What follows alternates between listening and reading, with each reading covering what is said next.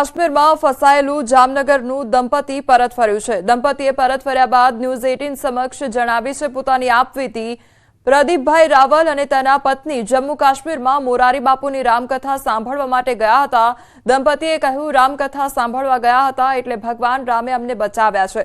જામનગરથી કાશ્મીરમાં ગયા બાદ ચોથા દિવસે રામકથા દરમિયાન આતંકી હુમલો થયો હતો। આતંકી હુમલા બાદ 3 થી 4 દિવસ કાશ્મીરમાં ફસાયા હતા। આતંકી હુમલો થયો તે સ્થળે પણ ગયું હતું દંપતી। મોતના મુખમાંથી પરત ફરતા હાશકારો લીધો છે।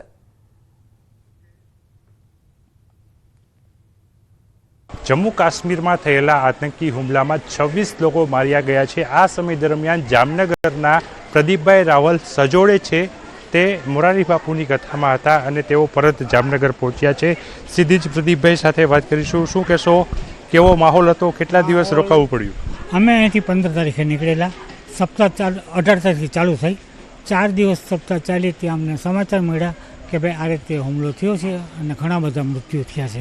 એટલે 5મા દિવસે સપ્તાહને સ્થગિત કરી દીધી અને અમને લોકોને કીધું જેમ બને એમ તમે અહીંથી વહેલા નીકળી જાજો। પરંતુ બીજા દિવસથી કર્ફ્યુ લાગી ગયો। એક દિવસ એમાં હેરાન થયા। ન કોઈ ચા મળે, ન કંઈ વાહન મળે, ન કાંઈ ને ખાવાનું ન પીવાનું। એક બાજુ રસ્તો બંધ, અમારે જવું તો જવું ક્યાં? બાપુની કથામાં જે રામ નામ આપણે બોલીએ છીએ તો એ ઈશ્વરે જ અમને બચાવ્યા। કારણ કે અત્યારે જે હુમલો થયો પહેલગામમાં તો જેમના ઉપર થયો એની બદલે અમે પણ ટાર્ગેટ હોઈ શકીએ।